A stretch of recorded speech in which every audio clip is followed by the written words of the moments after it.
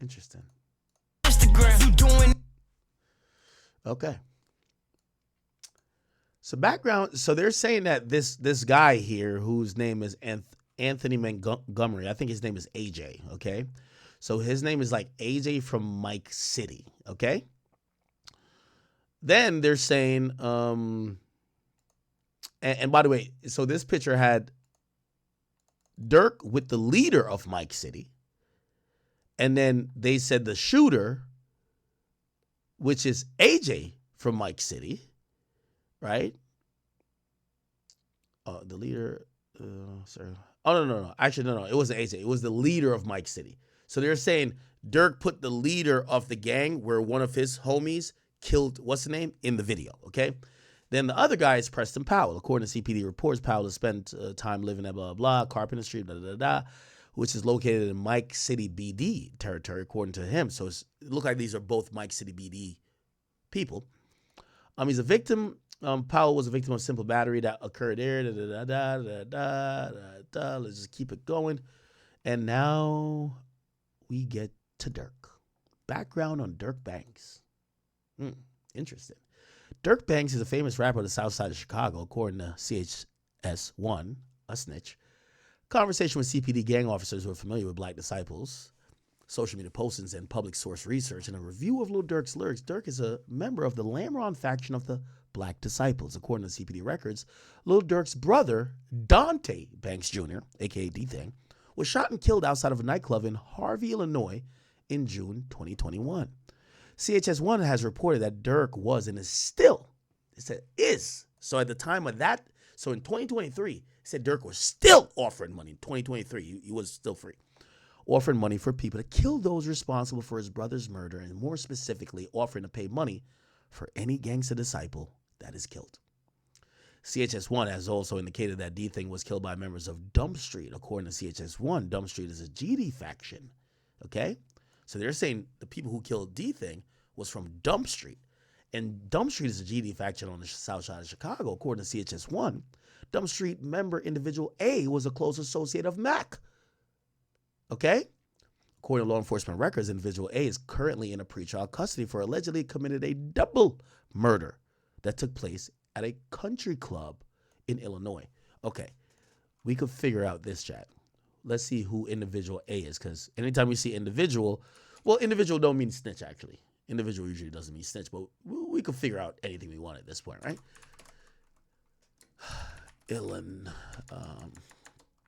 Yeah. Okay, man arrested after two brothers killed in, okay, so this is a double murder. So individual A is, who is this? Armani Green. Okay. So these are the two people who died. And Armani Green, he was 21 from Markham. Let's Google him. Markham. Let's see if we can find a mugshot or something like that. Find probably something, right? I could look up the mugshot myself, but let's go to images. Okay, this is, do you guys know this guy? This is Armani Green. So he's individual A. Okay? Chat, none of this is snitching. This is called having a fucking brain. Okay? The feds already did their investigation. We're just not waiting until the trial to figure out what they know, right? They know this shit already. We're trying to figure it out as a public.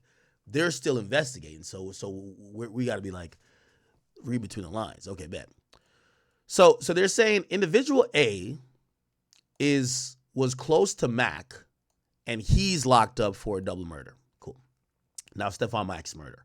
According to the records and information provided by YPC, and I think that's the youth, is that the youth whatever thingy? Yeah. Mac, yeah, okay, yeah, that's the Youth Peace Center.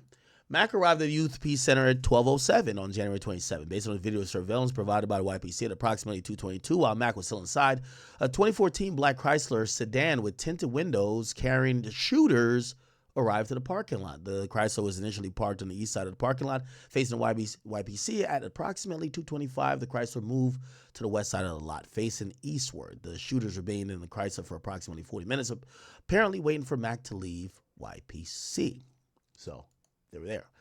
Based on the surveillance footage provided by YPC, Mac exited the YPC and began walking across the parking lot at approximately 2:59 p.m. As he walked towards his car, two masked individuals emerged from the Chrysler, one from the driver's side door, shooter A, and the other from the front passenger side door, shooter B. They began shooting at Mac, who fled eastbound from the shooters. Based on the video surveillance, right, as well as information provided by the CPD concerning Mac's autopsy, and recovered evidence at and around the crime scene, shooter A pursued him on foot, shot him to death with a Ruger AR-556. Let's look how that looks. Ruger AR-556. So with a gun that looks like this. Okay. Maybe sawed off a little bit, but, you know, niggas. Based on the ring camera footage obtained from residents located on the 300 block of the West 110th Place on Chicago, blah, blah. After killing Mac, I believe shooter A fled eastbound from the YBC. As so he did, the ring camera footage captured shooter A yelling something to the effect of, "Marley! Yo, come on, Marley!" Perfect. You got to yell, "Come on," and name the person you're telling to come on after you've done a murder.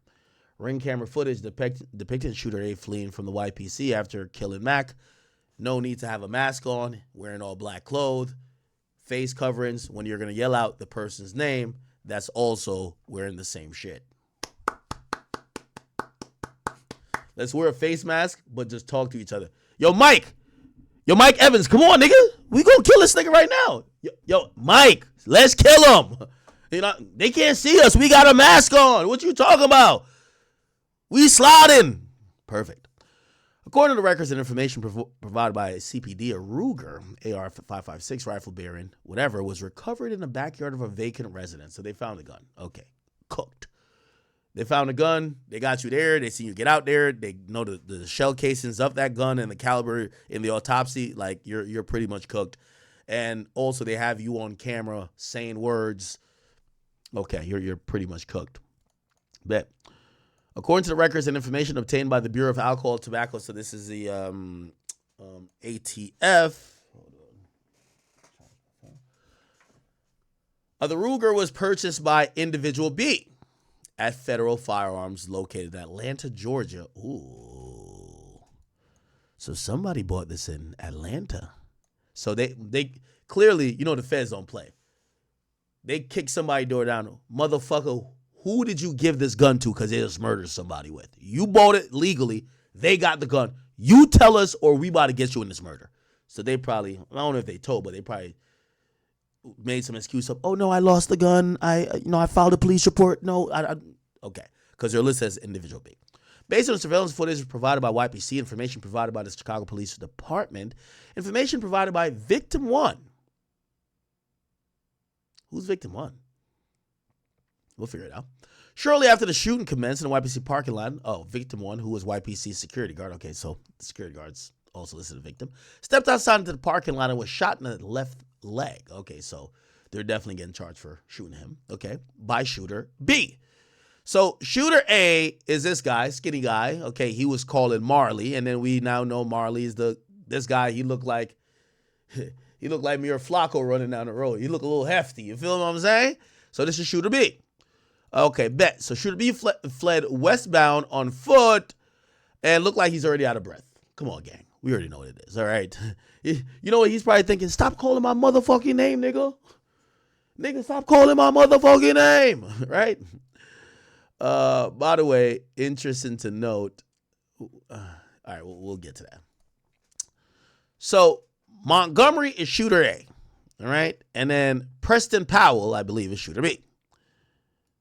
I guess, is his nickname Marley? Why is his nickname Marley? I don't know. Okay, so shooter A is AJ, which is Montgomery, and shooter B is Preston Powell, named Marley. I guess street name Marley. As discussed in more detail below, I believe that Montgomery is shooter A, and according to reports by the CPD, the Chrysler was reported stolen around January 20th, 2022, so they stole it a week before, okay? According to the records and information provided by CPD during the search of the abandoned Chrysler after the shooting, law enforcement recovered subject one's phone in the front seat of the car, okay? Oh, wow. if you're gonna do a murder, hey, I gotta clap it up for this guy. He's smart.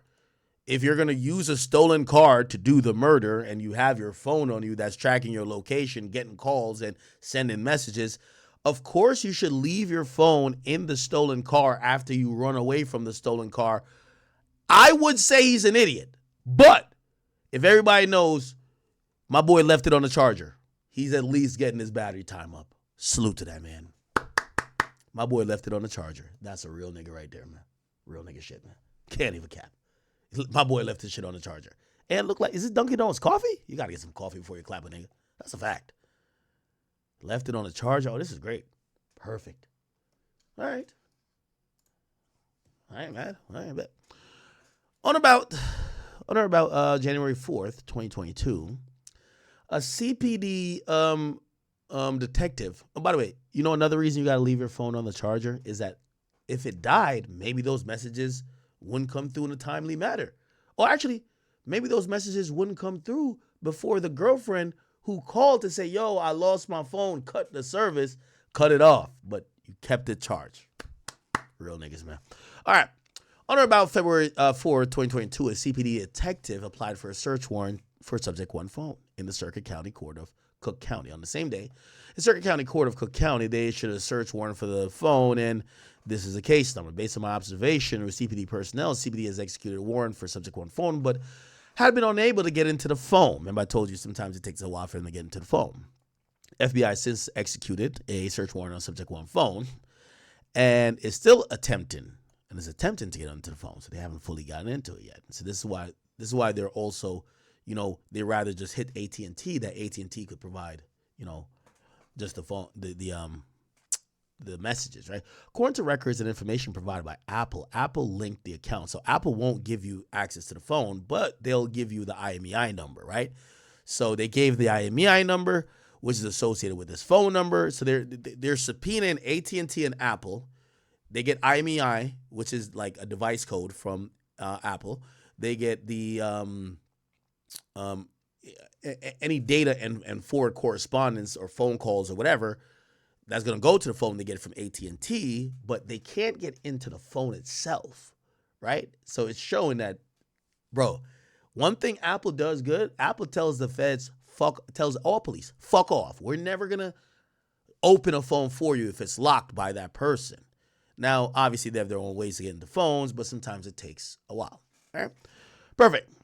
So it was here, secondary email address of here, and it was the residential address of here. Bet. FBI received the Illinois State Police Division of Forensic lab report, and the lab report said there was DNA match between a biological material recovered from subject one's phone in Montgomery, basically fingerprint or DNA that he left on the screen. If you ever use your phone, you pressing like the oils from your finger that naturally generate your phone.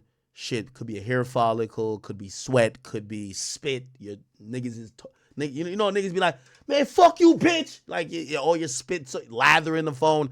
Well, when the police get your phone, they'll be able to get some DNA off of that. So they did a forensic report. They probably swabbed that nigga's mouth or some way got his DNA, matched it to the phone. Nigga, we know you was using the phone. Again, I keep telling you, you can't beat the cops.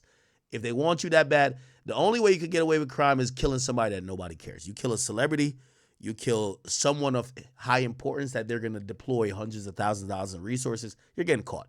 You kill some random bum in some random city that just doesn't have the manpower to solve it, you'll probably get away for a while. Okay? But in most cases, if it's like high profile, fuck no. Okay, it's too much, right? So they identified that this nigga had the phone by his fucking DNA. Like, come on, bro. Come on. Again, I know most of y'all think y'all could do like perfect crimes. Bruv, they're using your DNA to prove you used the phone. Like, my nigga, like, you can't even see DNA. Like, come on, bro. Like, you can't do crimes no more if you want to not get caught. All right, bet. Cool. The listed subscriber for the phone was individual C. Okay, and blah, blah, blah. Anyway, let's keep it going. So 3 minutes later, approximately 3:45, and approximately 44 minutes after he was murdered, individual C contacted AT&T using this number, reported that subject one phone had been stolen. Individual C is listed for blah, blah, blah. And yeah, cool. All right. And I think that seems like the girlfriend, right? Who's individual C? Has to be. All right, whatever. FBI conducted analysis of the contacts between this phone and subject phone 1. Okay, so basically, so they essentially identified what phone was contacting the phone they found in the car on the charger. They realized that one of the phones must have been had by the other guy that was the second shooter, and now they're kind of tracking or trying to decode what the fuck they were talking about, and this is where they're busting open the case because, of course, if I kill someone after being paid if I kill someone after being paid to kill someone 3 minutes after the murder while the police are rushing to the scene, the first thing on my mind is for me to hit up the other murderer, even though we ran separate ways, and ask him, when is the guy who paid us to do the murder gonna pay us for the murder? That sounds accurate, right? And that's exactly what happened, my people. So on about April 26th, law enforcement interviewed individual C. During an interview, individual C identified her. Okay, so I was right, Montgomery's girlfriend. And also verified that that phone number was hers. Again, no matter how great you fuck her, you could give her 15 kids. The moment she sit down with the feds and they said, we think you helped plan the murder, you're going down too. Yo, dick ain't that good. She's going to say, I don't know what's going to happen. That was my phone, but I had nothing to do with it. Okay, ain't no holding it down, and that's exactly what she did. She identified that she was the subscriber, and then and that number was her number for years. Individual C related that AJ, so the girlfriend said AJ, right, is a criminal. Of course, the girls are gonna tell that dick ain't that good. Okay, you know. When the niggas get smoked, the girl cries for about, they cry at a funeral, they cry for a little bit more, they get some more sympathy on Instagram, then a rich nigga slides in the DM, they're like, wait, is that a check mark, a blue one? Fuck that nigga, man, on to the next dick. So anyway, this chick gets interviewed, she realizes she's probably facing some criminal charges. Your fucking phone is found in a car, stolen car, that was used to commit a murder. You're probably going to get charged. She's like, oh, no, ¿cómo estás? Like, I'll snitch on anybody. So they say, all right, who are these people? She starts spilling the beans. She says, yo, AJ, he's a criminal and a felon. Shout out to the women out there. Individual C related that she knows AJ have been convicted. So she's testifying to that nigga's, you know, they could look up his criminal history, but they're getting her to talk. Probably gave her a nice little burger. Probably, we'll never know. Maybe some Chick-fil-A. Could even be some Chipotle. You never know. American Deli. Word to Yak Gotti. Got her doing good up in that motherfucking interrogation room. She's over here like, oh, that nigga a felon. This is how you know you're a felon. Man, I know that nigga was, she said she knows he was a felon because he was convicted before for UUWs, meaning unlawful use of a weapon. Oh, he been a shooter. That nigga been shooting at mad people. Interesting. Tell me more. Individual C related that she's never been present for any of his arrests. So basically snitching on him, but say, yeah, I ain't never been around, but I just know about that nigga. Perfect. Okay? Come on. Shorty, you can't get your nails done in jail. So tell on them niggas, man. According to the records and information provided by CPD during the search of the abandoned Chrysler, law enforcement recovered a receipt. You got to keep a receipt in case, you know what I mean? I don't know what's up with criminals keeping receipts. Yo, I went to Starbucks. I kept the receipt. For what? You can't even return the coffee, nigga. Yeah, I went to McDonald's and got a hash brown. I kept the receipt. For what? But okay. Kept the receipt. That was dated January 21, 2022. Jimmy Famous Burger from Jimmy Famous Burgers. You got to eat good before you go on a drill. Facts. Another receipt from a Walgreens. You got to get your gloves. Got to get surgical gloves from a local pharmacy. And if you do get them, you never know. Got to get the receipt because after you use a few, you might be able to bring it back. Who knows? Okay. Trust. So went to Walgreens, probably got a little surgical face mask, all that type of stuff. That's probably the place you would go to get that type of stuff, but you got to keep the receipt. Yeah. Video surveillance footage from the burger spot says that a black female customer was actually inside the restaurant. So, damn, that might be her. Hey, you bought them food, bitch. Like, what are you talking about? Now, it might be said that she was in that's proof that she was in that car. Okay, here we go. Bingo! So, it shows the black female inside the spot getting the burgers, right? Video surveillance from the Walgreens reflects the same woman was in Walgreens that day. So this is why you know shit is popping. You know why she's telling? She got them niggas the food and probably bought the gloves and mask and all that type of stuff. And probably they said, you're getting charged with murder, bitch. You get what I'm saying? Check this out. It's approximately 3:32 p.m. The same woman exited Jimmy's, right here, and got in the front seat passenger of the Chrysler. During her interview, April 26, 2022, individual stated that so basically the girlfriend of one of the killers went to get them food, went into the store to buy the stuff, and they probably thought they were smart. Yo, you don't go in the store. I'm going to go in the store, but I'm going to just drop me off at home before you go kill them niggas. And we're going to get away with this. Wrong, bozo. And so essentially, cool. So they're saying identifies a woman in the surveillance footage from Walgreens and Jimmy Burgers. Individual C stated that individual X drove individual C to Walgreens and whatever. So individual X is somebody else during the same interview. So other people were driving that car. So there's multiple other people. Individual C also stated that her mother's name was individual D. So this is a lot of people they're all driving a stolen car. It's kind of crazy. So inside the stolen car, they found a phone belonging to the girlfriend, receipts from around that day, but surveillance footage, and even what the girl is saying is that, yeah, I went to those places in that stolen car, or maybe she was lying. She was probably lying, actually, now I'm thinking of it. She was trying to make up a lie at first to say why her shit was in the stolen car, rather than just saying she gave her phone to the niggas who did the murder. She was just like, oh, no, I was in that car. No, I went to a burger spot in Walgreens and whatever. Okay, that's probably was it. All right, let's keep going. By the way, let me just also read this. On or about May 23, law enforcement interviewed individual X. Individual X denied driving individual C to Walgreens and Jimmy Burgers and denied ever having been to Walgreens or Jimmy Burgers with individual C. According to individual X had only been in the car with individual C once on a different location. So essentially what happened is they caught the girlfriend. She's trying to lie for her nigga.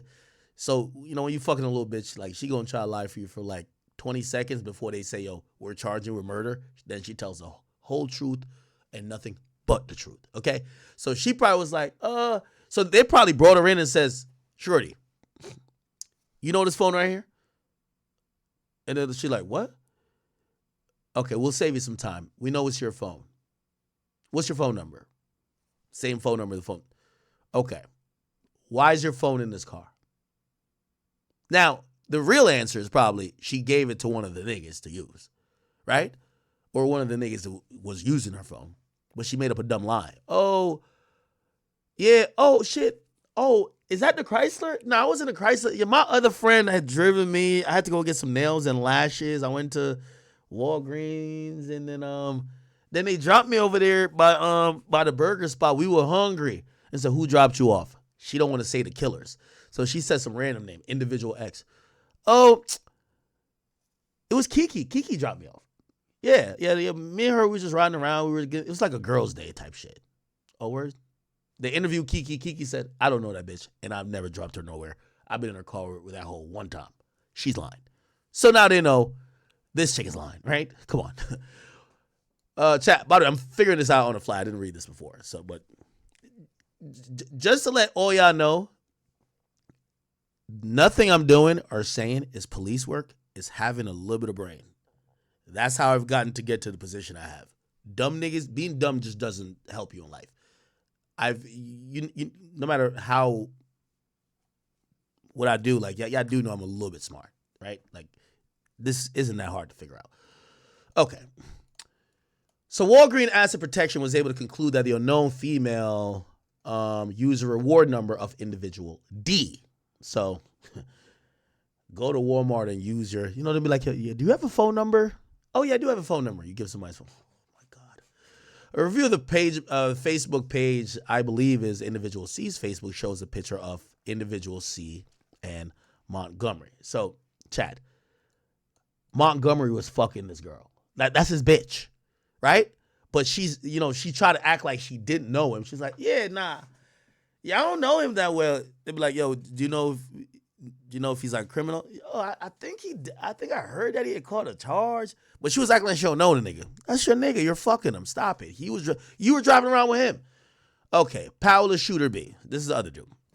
Discussing more detail, I believe that Preston Powell is shooter B. According to this, the white plastic cup that had the words "Rise and Grind" written on it, it was recovered in the front seat of the Chrysler. Rise and grind and go kill a nigga. I get it. As depicted in the photo above, the plastic cup was in a cup holder closest to the front passenger seat of the Chrysler, where shooter B was located. According to the records and information provided by the Illinois State Police Lab, the fingerprints were identified on the plastic cup. Perfect. According to CHS1, Powell used the name JB Marley. Okay, so that's why the other guy was saying, Marley! Perfect. So, of course, your real name is Preston Powell, but your street name is Marley. And, of course, while on the drill, while y'all both are masked up, hoodied up, the other nigga, after y'all ran separate ways and he wants to get your attention, he shouts out your real name for all the ring cameras to hear. Marley! Perfect. It works. You know what I mean? These are brilliant criminals, chat. Okay. Which is the same name as shooter A yelled out minutes after the murder. According to the records that law enforcement reviewed from the AT&T subject phone 1 received 3 incoming calls from subject phone 3. Based on the telephone analysis and okay. Now, okay, I'm going to skip past a little bit because I want to get to stuff. I know you're like, yo, this is a great story, but where's Durk going to come in? I got you. So, obviously says, subject 1 phone was left in a Chrysler, so there was no answer. According to records, law enforcement reviewed from Sprint and T-Mobile, you know what I mean? So one guy got AT&T, or the other one phone has AT&T, the other phone, subject 3 phone, is Sprint T-Mobile. It was registered to individual E, okay? None of these guys got phones in their names. Perfect. They probably thought they got away with it, didn't they? All right. So, okay, Powell got arrested on, which is the same address that listed when Powell got arrested. So somebody in his house, he's on their plan or he was using their phone. Okay, so Powell's using the phone from somebody in his house. Could be a relative or a girlfriend. Who knows? I believe these 3 calls were made from Powell to Montgomery in an attempt to find out where Montgomery was, since both of them had ran in separate locations or directions.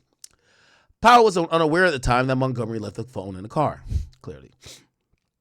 According to the records, law enforcement review from AT&T, Powell activated a new account and was issued a cell phone number, blah, blah. 5 days after the murder, and he used his name for this new phone and used this address. Okay, the telephone number, blah, blah. Okay, cool. Anyway. Now we get to Durk. It says, Lil Durk released a new song called Aha after Mac was murdered. On or about February 22nd, 2022, Lil Durk released a song titled Aha. I believe the lyrics to the song can reasonably be interpreted to reference that Durk having people killed. For example, in one portion of Aha, my favorite song, Durk rapped, "We be sliding through they blocks and they don't know we have. Buddy ass got shot and we ain't claim it, but I could show his ass." Ooh, I love that line, man. That's my favorite line. Well, not my favorite line. Wait, hold on. Here we go. Shit. Man, I ain't gonna lie. Indictment music do hit hard. Free Durk. He ain't do nothing, though. Okay, based on my training, experience, and knowledge of this investigation, I believe that these lyrics could be reasonably interpreted to be a reference to Mac's murder. After Mac got murdered, an unknown individual recorded YPC surveillance video of the murder on what appears to be a separate recording device, possibly a cell phone, and distributed the video to others. Ooh. So after Mac was murdered, someone recorded the YPC surveillance video of the murder and sent it to people. Means somebody got the video from the murder and was sending it around. Wow. Additional lyrics from the Aha music video state, "My brother D-Thing just got killed and I've been slow since. But we got back on they ass. I bet they know this." That's a fact, though. It's a fact. My boy don't be lying. And on bro, I'm speaking facts. This ain't no diss. Like, come on, bro. Keep the police out my business. We don't post shit. Here we go. Keep the police out my business. We don't post shit. Trigger happy. I be with Zoo. I be on 450. I ain't gonna lie. This nigga be going crazy. Nah, Durk. You the GOAT, man. This is innocent shit, though. Real talk. Anyway, we got back on their ass. I bet they know this. So I believe this lyric is a reference to the paragraph above related to Mac's murder for the reasons stated further below in section 2 and section 2M and 2N. describing law enforcement's review of jail calls and social media posts. Here we go. Montgomery and Powell may have exchanged text messages concerning payment for Mac's murder using subject 2's phone. And on or about February 19th, Montgomery was arrested by the Illinois State Police after fleeing in a stolen vehicle. According to records I reviewed from the New Lenox Police Department, Montgomery's phone was inventoried by the Illinois State Police when Montgomery was arrested. The phone recovered from Montgomery was a Apple iPhone 12 Pro with a telephone number this and IMEI number this.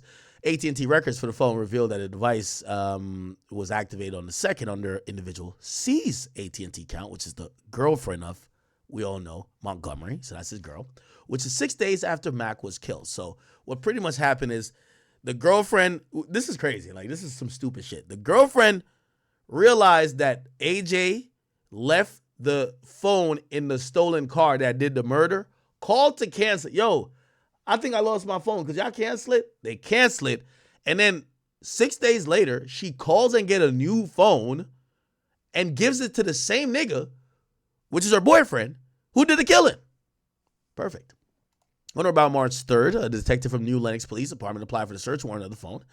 And on the same day, it was issued a search warrant. During the execution of the search warrant, law enforcement discovered a series of text messages between subject 2 phone and Powell 2 phone saved as contacts in subject 2 phone under Powell's nickname, Marley 2. The exchange of the messages that law enforcement discovered reads as this. Chat, check this out. I can't believe it. Durk, never hire these guys again, okay? If we're sliding, don't get me, but get somebody with a brain to hire the killers. So from Powell phone to subject 2 phone. What's up with OTF? That would be the last thing I want you to say after you just kill somebody for OTF. Yo, what's good with OTF? Hear the other person saying to Powell, which we believe is so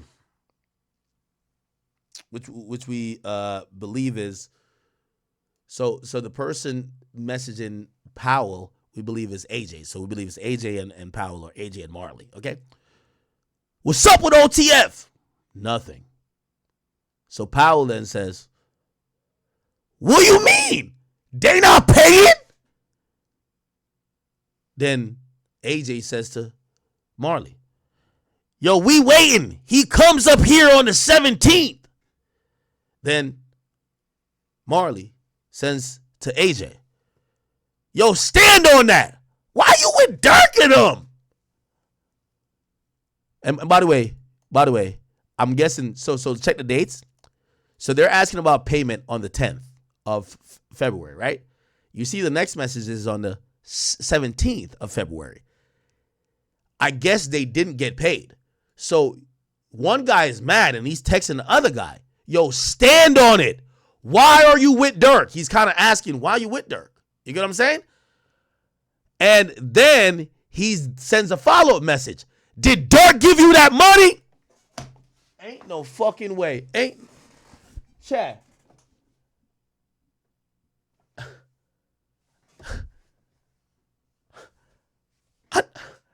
I know y'all didn't just say this shit. Look, chat, these messages, yo, chat, this is too crazy. What's up with OTF? This is the 10th. Nothing. What do you mean? They not paying? Then the other guy says, we waiting. He comes up here on the 17th. Exactly on the 17th. It says, yo, stand on that. Why you with Durk and them? Then it says, did Durk pay? Did Durk give you the bread?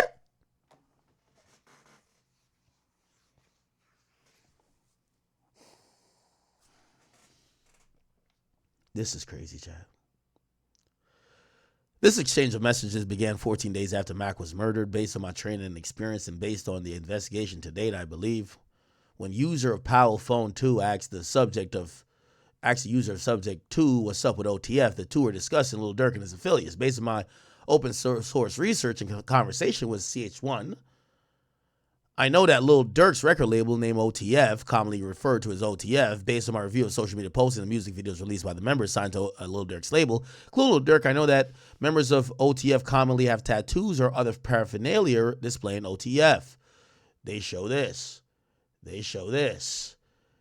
When the subject phone exchange says nothing, what you mean they're not paying the user of subject phone 2, indicating that they had not been paid for. When the user of subject phone 2 wrote nothing, prompting the user of 2 to question whether there was an issue with them being paid for the murder. When the user of blah, blah, blah said, we wait, and he comes on the 17th, the subject of the user of subject phone 2, indicating that he was waiting for Durk to come in town on February 17th to pay them for having murdered Mac. When the user of said on the 17th, stand on that while you're not with Durk and him, the user of blah, blah, says he was telling Durk, was telling the other guy to insist on getting paid when he saw Durk on the 17th. The next day, when the user of Powell Phone 2 said, did Durk give you that money? So the next day, they then said, yo, did Durk give you the money, bro? Just flat out. Did Durk give you the money? Now, we love Durk, and we know Durk wouldn't hurt a goddamn fly. So we're going to assume this is like money from, like, you know, maybe he bought some Jordans. Maybe he bought some, I don't know. Maybe he just bought some clothes. That's why that's why these guys are pressing Durk for the money. Clearly the cops think otherwise, but let's just think the best. Okay, let's hope for the best, chat. Maybe Durk was trying to buy some baby oil. Who knows? He was trying to do anything but not trying to pay for a murder. Okay? Did Durk give you that money? To the user of the other phone. The user of Powell phone was asking if the subject phone, blah, blah, blah, have gotten paid by Durk for the 2 having murdered Mac. Notably, I reviewed the Facebook page of the user with the public display name, blah, blah, blah. That's redacted. In February 22, and based on open source research, open source research means they Googled it. I know that Lil Durk was interviewed on so-and-so podcast on February 22. Who interviewed him?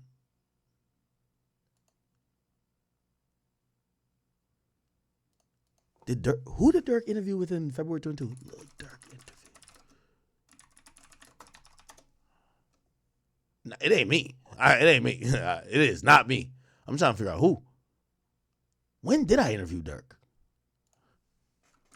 Lil Durk interview off the record. I interviewed him in 2023. I interviewed him before All My Life and all that shit. Yeah.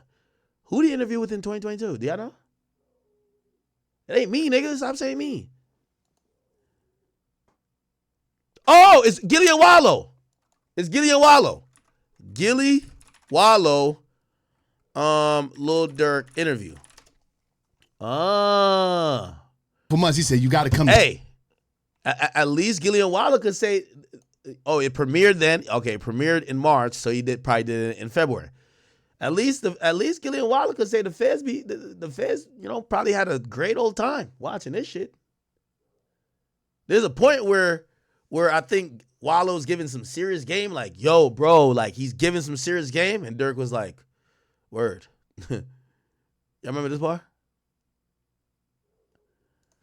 Gilly Wallow warns Durk. Here we go. This right here. To keep going. Because I'm telling you, man, I can name 20, 30 niggas and my homies is dead. I'm here, though. And I'm going to say some shit that, like, this is documented. You know, I got a TED Talk. I forgave my brother's killer. And I'm saying it to say this. Nigga that killed my brother, my brother died in my grandma's arms. In that fucking house that we grew up in. Nigga shot my brother, he ran to the house. He died in Nanny arms when she opened the door.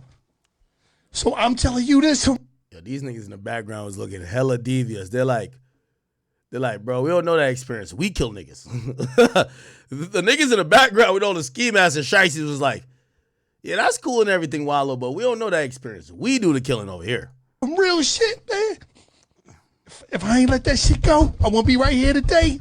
I won't be here for my niece and my nephews. Me and Gil won't be. The irony of all of this, according to the Fed's timeline, Durk had allegedly already paid niggas to slide for his brother a month before. So Durk is like, maybe I could let it go now. I ain't gonna lie. It's much easier to let the beef go when you want, right? Yeah, them niggas dead now. Yeah, nah, you making sense, Wallow. Yeah, them niggas is dead now. Yeah. Okay, I'll get you, Wallow. Mm-hmm. You doing this? Y'all want to know me? I won't be able to get y'all this game. But I had to leave. I had to let that shit go. When I let that shit go, nigga, I started to grow and I started to glow. And now I'm here today, and it was harder than a motherfucker, man. And I'm talking about this my big brother, nigga. I shared the cell with him. I shared the bed with him when we was fucking kids. This little Steve. But I can tell you one thing. Now I'm out. Look at Durk. Durk was like, man, I don't got them problems. The niggas who try to kill my niggas, them niggas is 10 feet deep. Out here taking care of his daughter, paying for her to go to school, taking care of my nephew, taking care of my mama and my grandmama. Talk to him. Sure. For sure. Because I forgave my brother killer, but you know, I understand. I understand what y'all going. Yo, I ain't gonna lie to you. With all due respect, did anybody think that Durk was gonna forgive anybody? Yo, Durk's like, yeah, I stopped dissing FBG now that he's dead. I stopped dissing FBG Duck now that he's dead. Like, Durk wasn't like forgiving niggas. The fuck? Going through. But I love all you young niggas in here. Now, I'm also saying this to call out the hypocrisy of fans. Because y'all be calling niggas who be forgiving people pussy. And it appears that Durk stood on everything y'all niggas was saying, nigga. If this is true, we don't think it's true. I think Durk's an innocent guy. Mean that shit. I love you niggas, man. And I hope y'all make it out. I hope y'all make it the fuck out. Yo, look at this nigga's face back here. Like, yo, is this nigga crying? Look at his face right here. I love you niggas, man. And I hope y'all make it out. I hope y'all make it the fuck out, man. Yeah, he look like, yo, y'all hear this nigga? Yo, we trying to kill the ops. Yo, niggas gonna die over this shit. Man, he like straight up, man. It's so crazy. Yeah, this motherfucker really dropping tears for this shit. Like, you can tell Durk was, yo, Durk with his homies. Durk couldn't be like, oh man, like have an emotional moment. Durk had to look at his homie like, damn, this nigga really over crying over here. He over here sobbing.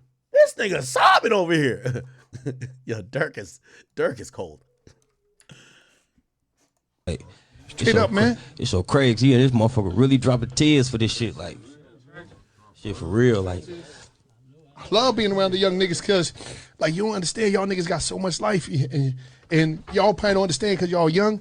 But this system and the way this structure is so scared of y'all because they saying if these niggas ever turn that light cut on in their head, we in trouble because they the most fearless motherfuckers that ever walked the planet Earth. These young black brothers in the ghetto don't fear nothing. So when you switch that shit and you do an energy transfer, oh, it's over. Y'all nigga ever wake up, it's over, man. Watch. I'm telling you, niggas gonna wake up. It's gonna happen. and see, for Wallow, right?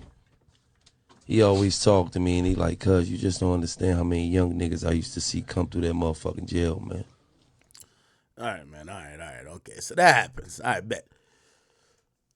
Okay, so Durk does the podcast. He does $1 million worth of game in February, right? And it says I know that Durk was interviewed on $1 million worth of game podcast in February 2022. On February 18th, a user of a Facebook page with a display name so-and-so made a post claiming to have been in the interview with Durk. The post appears to be made after music, a video was shot. And in the post, the user of the Facebook page with display name so-and-so wrote, among other things, OTF, based on my review of the music video for the video appears to be filmed in Chicago. And according to CHS1, the Facebook page with belongs to whatever. Chat, so this is the same.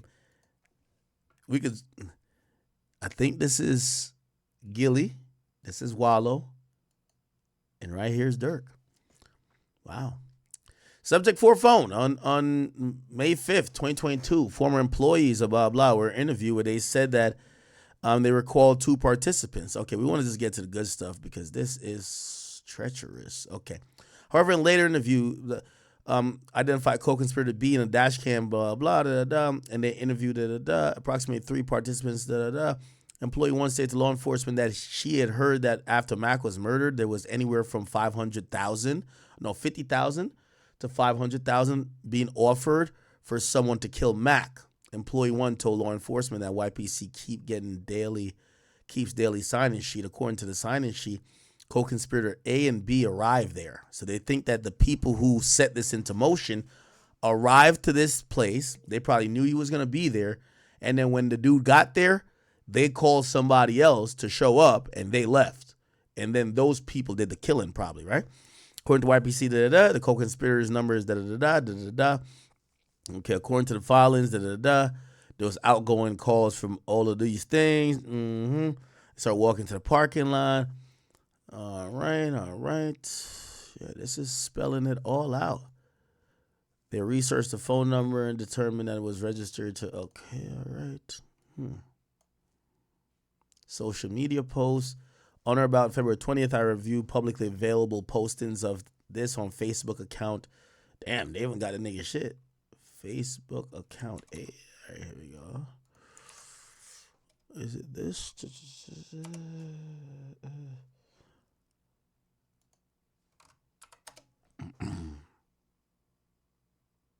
Hold on.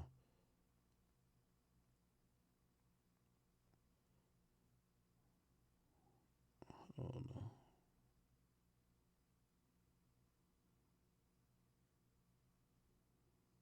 Okay.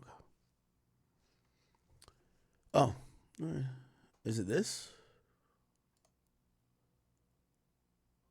Okay. My boy studied at Harvard. Seemed like a smart guy. The hell? All right. Anyway. And I'm basing a comparison of the pictures to Montgomery on CPD records. I believe most of the pictures on the profile depicted Montgomery. He updated his Facebook story with a picture of him holding money. Ooh, so they're going to think this is the money that got paid. And the Lil Durk song Aha playing in the background. The Facebook story was captured by law enforcement, and the picture of the post is below, where we be sliding through the blocks and they don't know we have. Based on my experience investigating violent crimes and their links to social media, I believe Montgomery made the above Facebook post to brag and take credit for Mac's murder.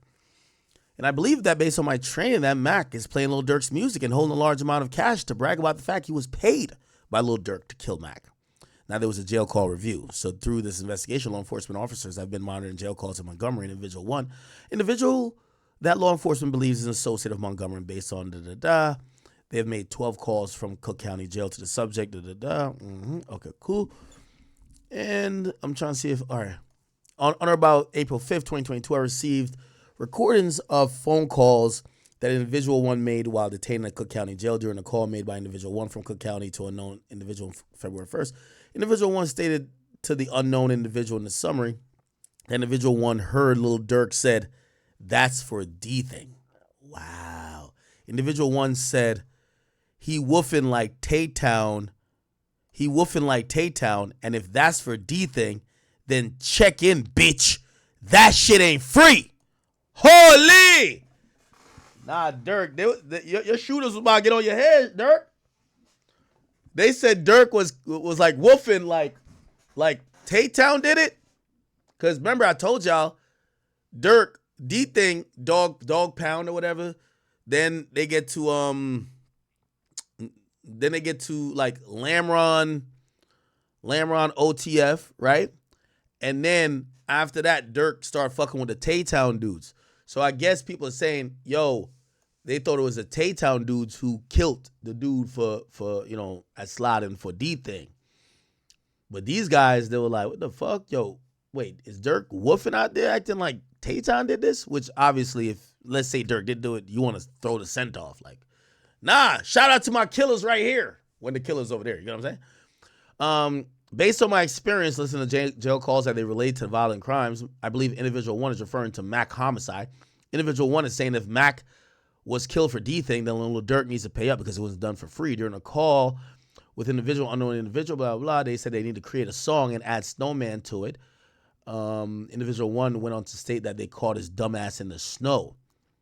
Now his dumbass stretched. So if you look back at the surveillance footage, we go back up. This was during winter. We know how it gets cold in the Windy City, right?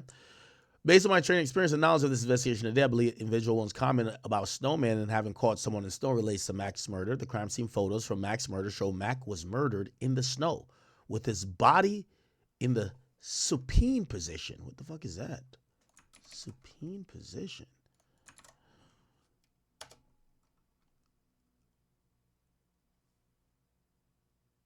Oh, line horizontally with your face and torso facing up.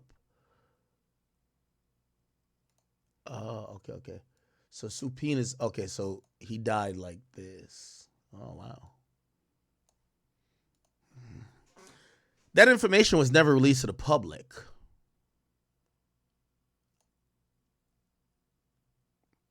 So, so they're saying these guys are bragging about an incident of or a particular detail of the murder that never got released to the public.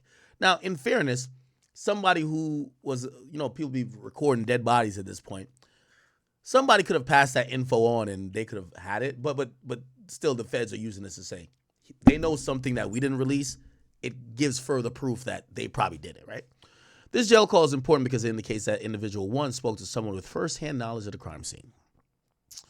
Okay, now this is about this guy being a criminal, and then them searching cell site stuff. I just want to see if there's anything more on Durk, then we're going to skedaddle out of this one. Okay, bet. Yeah. And the agent is Thomas J. Callaghan.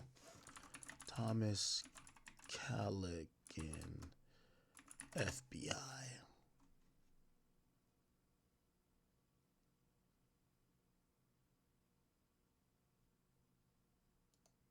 Is this him? I don't look like him. Should be a special agent. Thomas J.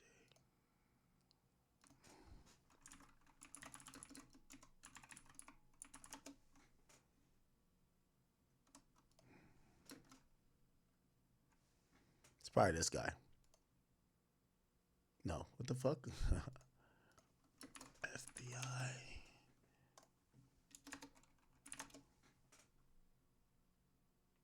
Maybe this is him. I don't know. Whatever. Who cares? All right, people. So that's the latest update. They basically got Durk entangled in this. He hasn't been officially charged. All that came out is that they unsealed this. They unsealed this search warrant, and they're referring to the search warrant to show that Durk is being investigated and probably will be charged for murder for hire for another murder. He hasn't been officially charged yet. So that's interesting. And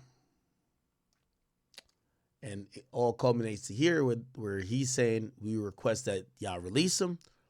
And of course, you have the magistrate, or not magistrate, the U.S. government saying don't release him.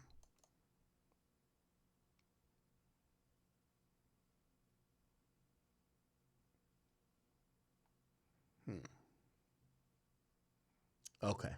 There's a little bit more here. At bottom, defendants' proposed bail packages, resources don't mitigate his danger to the community, and sufficiently reduces risks of flight. His funding or orchestration of the murder conspiracy shows that his proposed bail package are woefully inadequate to mitigate the danger he poses. Although it proposes he surrender his passport and location monitor, curfew, and intense pretrial supervision, any such limitations would all suffer from the critical flaw in that they depend on the defendant's good faith compliance in order to be effective. In particular, electronic monitoring does not prevent a defendant from committing crimes within the monitoring radius. And there's no reasonable way to assure that a defendant would not make impermissible stops or detours on his way to places permitted under the restriction. Moreover, the defendant has already shown that he cannot abide by even the simplest of conditions imposed on him while he's already in the custody at the MDC, despite clear instructions not to engage in three-way calls. The defendant has repeatedly abused the phone system at MDC. This is going to sound like it's the Diddy case. It's not. Such conduct. His actions in a already restrictive condition of confinement shows that there's a potential risk that he cannot abide by the bond condition of his own accord. Yeah. Which means that they're using this phone call and probably others, right? Durk, phone call from jail. This was probably a three-way call right here. Everything was his. Yeah. I feel back to you same. I came up here like, shit, where you from? What you got going? I see two of you. Man, what? Fuck a PC. Hey. they said, I thought they thought a computer, you hear me? That nigga told me, he told a computer. Man, you send me upstairs, man. Fuck that shit. Hey, I respect your mom forever. Fuck a PC. You know, a lot of them niggas be going straight to PC. But yeah. Downstairs, they be like, man, you know you, man, send me upstairs. Whatever it is, I gotta adapt to it. Nah, for sure. Can't go no motherfucker. Yo, it's interesting to even listen to this call because, yo, you could tell Durk, no matter being up $50 million, yo, Durk's on the phone with two niggas and he's trying to impress them still. Like, yo, bro, yeah, they got me here for this murder shit. You know, man, you know these niggas just trying to put me on some PC nigga like I'm pussy. Like, what the fuck? Like, nah, and the nigga said, PC? What? Like, yo, bro, I told him, nigga, send me upstate, nigga. I don't give a fuck, nigga. I'm not getting on no piece. Like, Durk is still communicating to these niggas like, yo, bro, I'm like that. I'm real. Now, I'm not, of course, I believe that he is, but it's like, I'm going to be honest with you, like, I don't even think this would be a conversation you want to have at this point, given what you're facing. Like, trying to justify to the guys or trying to tell them that, yo, they trying to put me in PC, but I ain't going. Who the fuck cares? Like, right now, you need to figure out how to beat this and come back home to your family. You joking with the guys about, yeah, they think like, yo, wait, hold on. I don't know what type of nigga they think I am trying to put me in PC. Like, what the fuck? I told them niggas send me upstate. What's up? Not like, that might give you a little bit of mindset about, and again, you're going to criticize it, but Durk grew up in this. Durk's father was in jail. Durk grew up around people dying around him. Durk grew up around his brotherhood. A lot of it came from being in a gang, right? This is his validation. His validation ain't these bitch-ass rappers who never been through nothing. It's a reason why every time you seen Durk around any other rapper, he was punking them. Like, none of these rappers was doing anything that he was into. So, like, I could imagine he's not looking for their validation, right? Like, these rappers, they never did nothing. Like, Durk was actually doing it. So, like, he probably cared about validations mostly from the street niggas who, he probably would be like, yo, damn, I'm his shorty or whatever. I don't want that nigga to be like, man, yeah, Durk finally got in some real trouble. That nigga pussy, though. Like, he just went and locked down. My Jamaican accent. He went and got locked down. He stopped talking to all the guys. He stopped fucking with us. He not getting on the phone with us no more. He's sad. He might do some crazy shit. Like, nah, he's still on the phone with the guys. He's still, yo, yeah, we chilling, bro. We good. Like, laughing with him, everything. Now, obviously, I'm pretty sure he's not happy about his incarceration, but it shows you that if you're going to think about validation, this validation is coming from that. Which, by the way, this was like super important. And I watched this and I actually believe this a lot. I got to get Trench's news on my podcast. You know, when I listen to him, he's like the only Chicago person that has like a really interesting perspective. But he's telling it as it is. Let me see where we can play this. Where can we play this?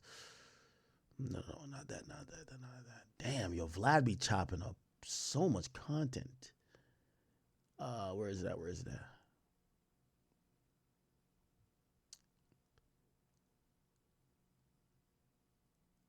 Is it there?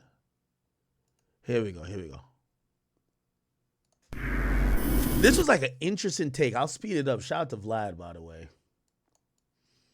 It's an interesting take on like how, you know, Durk was supposedly moving. This come from a guy who's from Chicago too. Listen to this. Been Muslim for a while, but record that you got. Here we go. This record, wiped his record. He knew they was coming, Vlad. He wiped the whole record. Like we criminals. We ain't thinking about going and wiping no records, man. You got millions of dollars. Well, you ain't got to wipe your record. You know what I'm saying? Like, you still could go overseas. You was going overseas with the record that you got. You know, so it's like he knew they was coming, man. And then the peace thing, like I tell everybody, it's a good thing, Vlad. Like, he played people. That was a whole play. But it was a good thing. You know how you got kids still believe in Santa Claus, but you as a grown person know the truth. So let them kids believe that peace was real. Let them think that, you know what I'm saying, like them putting the picture up there, like it's a start somewhere. But that was a whole play, man. That whole situation was a play. You know, that was a play for Durk. He needed that. He tried to clean up his image so when they do come, you can say that in the court. I was under United Center, had the ops up there, you know, all that bullshit that he gonna try to run by them. Man, look, I've been on this recently because I had to think about this whole situation for a long time. Because being in hip hop, you always have access to people who are violent, who are criminals, that will do violent things in your behalf, that are still in the streets. But when I look back on my history, I remember I had to cut off a whole bunch of people some years back. Be doing crimes. If you jump and suddenly I have to deal with it, selling their name. When you look at the taxes, I don't have anyone. Go back to Von though, Vlad, because I got to talk. Right. Durk was scared of Von. That's just bottom line. Him and the rest of them. They knew what Von was into. They knew what type of animal he was before he got out of jail. Like they know, like this dude is a killing, you know. And they wanted to be around him. Von got the streets. Durk ain't got the streets. Von got the streets. They called him grandson. People thinking he King David grandson. You see, that's interesting. Again, I'm not fully believing it, but it's an interesting angle. But he's gonna go on to kind of detail where he feels that not Von, but like Von had the streets. Durk obviously wanted the streets because it's a different energy, but also they were almost pressuring him to be like, yo, bro, you ain't gonna do nothing, nigga? He want that image. I'm gonna go back to Von though, Vlad, because I got to talk. Durk was scared of Von. That's just bottom line. Him and the rest of them. They knew what Von was into. They knew what type of animal he was before he got out of jail. Like they know, like this dude is a killing, you know. And they wanted to be around him. Von got the streets. Durk ain't got the streets. Von got the streets. They called him grandson. People thinking he King David grandson, you know. But the whole time it was an old guy who gave him that name, grandson. So he had all the streets, and then he got all the real members behind Von. Like all the real, Durk paying for friends. That's how I look at it. Durk paying for friends, man. All them guys with Durk, they pay. Everybody who Durk had with him, they end up being back in Chicago, and they saying bad things about him. Or they saying that he weak and he this and that. You know what I'm saying? Like he buying people. But Von, he ain't have to buy no people because people really know. Like if he say he gonna do something to you, he really gonna do it. Durk said nobody, oh man, get yourself, you know. But Von, they gonna be like, oh yeah, I gotta watch out for him. Von said he gonna kill me. You know, he was scared of him. They was scared of Von, man. And that was their downfall and destruction. Cause him. Somebody says, Trench's news is biased for FBG. Don't like Durk or Von. He's a goofy. Oh, you think he's biased? Oh, okay. I didn't know. I know he definitely like FBG, but like I feel like again, it's important to talk to Chicago people because a lot of this shit where we were trying to understand it with Durk, bro, you have to understand true Chicago, not necessarily only politics, but what the streets are saying. Like, there's this whole thing of, oh, slide for Von, and people like, oh, it's the fans who did it. Yeah, of course, there's a leveling part of that.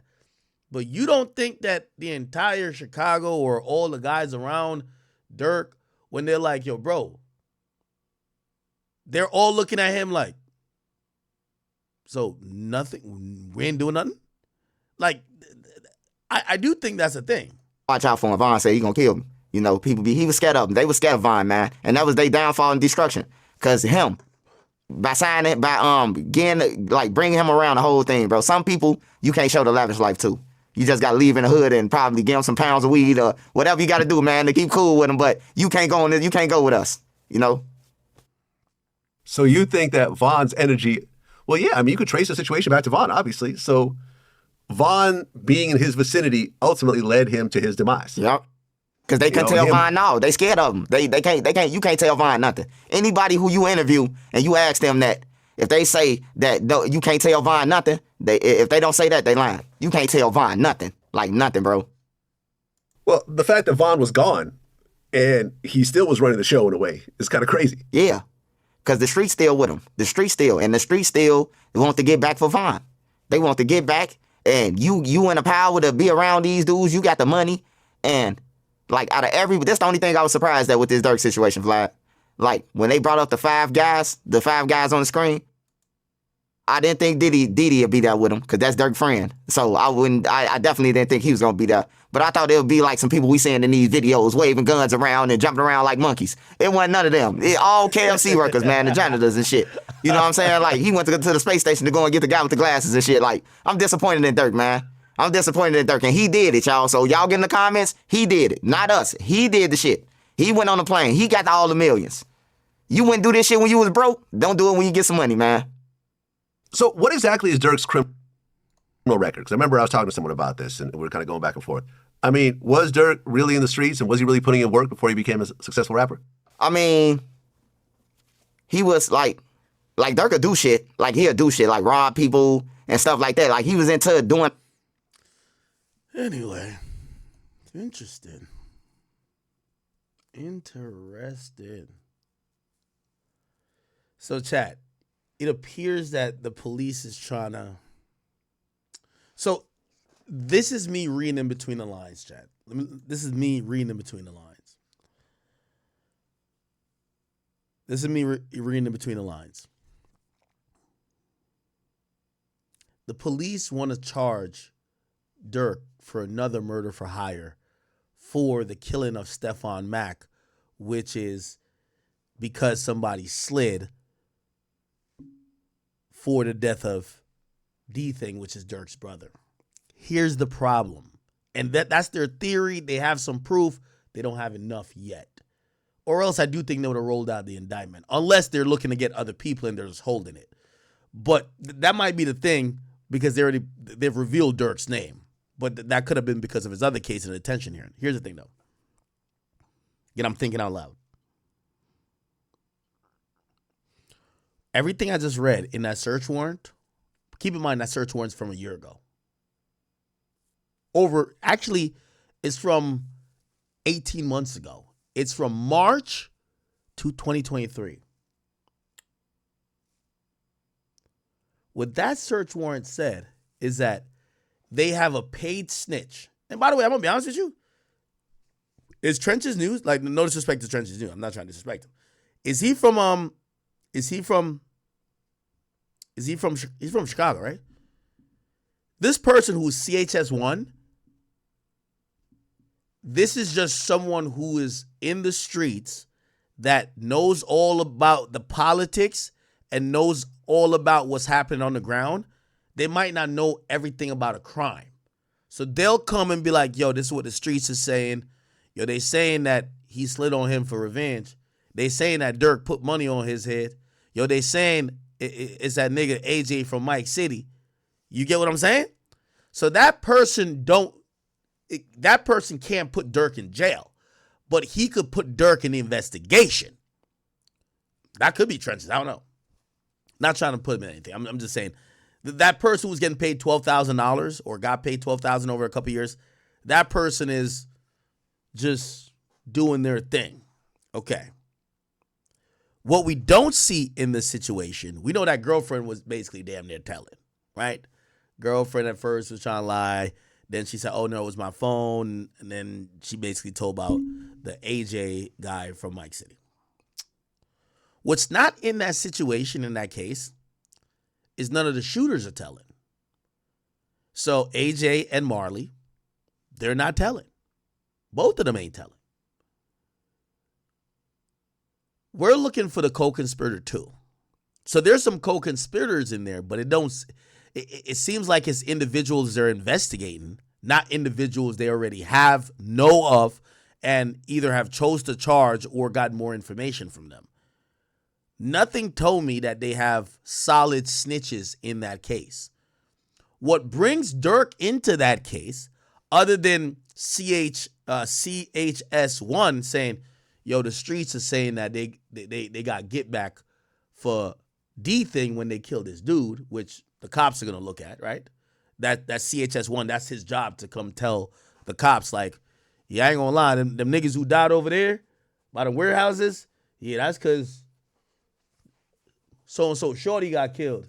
So that's why them niggas got, that's their job to kind of tip the law enforcement off on how to investigate shit that they could lessen the amount of people to look at.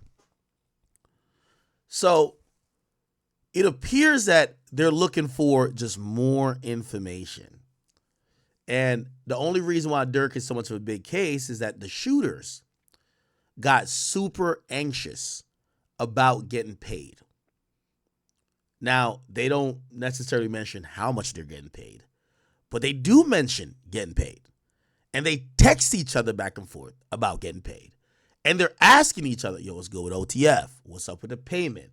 And then one guy's called on a jail call saying, yo, bro, why Durk woofing and claiming that It was Tay-Town who did that. What the fuck? Basically saying, why Durk not, Durk need to check in and acknowledge the fact that we slid and killed the nigga who was somehow involved in his brother dying. So those are really big, important things, chat. Really big, important things. So they've outlined it that Durk would be a murder for hire, but they definitely need to figure out a few things. When did Durk order this, right? Because the CHS1 thing is like, he comes with the, word on the street, Durk had money on niggas' heads. Yeah, that's word on the street. Nobody. You see, in the Lil Pop case, co-conspirator 2, that shooter, he's going to be able to corroborate everything. That's going to be big. So they need a little bit more in this case to get Durk on murder for hire. And I do think that's going to come in them offering a bunch of people deals. They're going to offer, I don't think maybe the shooters, but they'll offer, there's a bunch of individuals. I don't think they're under investigation, but there's a bunch of co-conspirators. Remember they said 2 co-conspirators came to the Youth Peace Center and they basically checked in and left? Well, those are going to either be charged with murder themselves or they're going to be accessories. Regardless, they could plead down probably. They could maybe plead down from a full murder charge to accessory if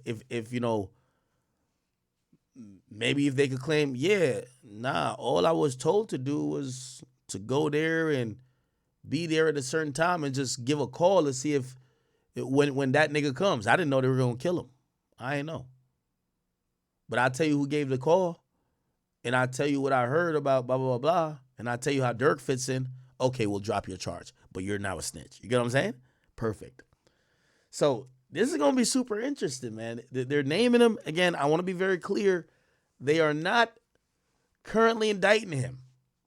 But in a recently unsealed, that whole case is sealed. I do think eventually he's going to get charged. The whole case is sealed. I looked through the case on stream before. It's all sealed. So I think he's going to get charged. They're running all type of warrants. They're trying to flip people. I think he's going to get charged. But in his current case with Lil Pop, which I think they feel based on the snitches they have, and it's all about the cooperants, right? I keep telling you, like, most of this stuff, one thing, y'all all gonna be like, yo, Durk, you dumb as fuck, nigga. Like, you dumb as hell. Y'all got to stop saying that. Anybody who decides to do a murder is dumb as hell. You're just going to get caught. And when they get caught, you're going to call them dumb. Because in none of these, you see a dead to rights situation with Durk, where Durk texts someone, did you kill bro and them yet? Did you kill so? Like, no. You don't see no message where he says, yo, after y'all kill him, just send me a video. I want to see the body on the ground. You don't see that. You don't see send me an account number. I'm going to wire you the money for doing that shit for me. We don't see nothing from Durk. We see the shooters or the other people who are thirsty for the money implicate Durk. But if those people stand tall and don't cooperate, it's still hard to tie it to Durk. If I had to break this down, and again, this is just me riffing here. I don't know.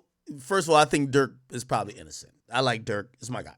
But if he did do these things, based on what I read, the pattern is this. Durk never communicated directly with any people who did the killing, which I would imagine he's thinking, I'm being smart. Second of all, he would communicate with a guy that probably communicate with another guy, and that other guy would do the recruiting. Also, I know Trench's News says, he was hella disappointed in Durk because he thought it was going to be some of the guys who was waving around guns in his video. I think Durk was trying to be smart by not having them around. That's why he's saying, Buka, could you put that switch on for me? He's not going to have Buka do a fucking murder. You get what I'm saying? I'll be with Zoo and them. Like, he ain't going to have them do a murder. He's shouting them out in songs, right? Like, didn't he get at, I think it was almost a line kind of aimed at Keith where it's like, I think it was Shoulda Ducked or something. It's like, you got your man hot, but you named his name in the song, you got your man hot. Right? Like, so he's not going to, what he was doing was, he was getting a guy that he fuck with, he trusts. That's the only guy that could sink him. right? The only guy who could really sink Durk in the whole situation with the only guy who could sink Durk in the whole situation with Pop is Vonnie. Because Vonnie's on the jet with him. Vonnie's dealing with the money in terms of going to buy the ski mask, renting a car, and go get the room. Vonnie could sink him. But he's only attached to Vonnie. Afterwards, Vonnie is fucking with Didi. And then Vonnie and Didi says, so Lil Durk, locked up, and they're charging him with a second murder for hire for his big brother. I'm not gonna lie, bro. Durk might be cooked, and there are snitches in both cases.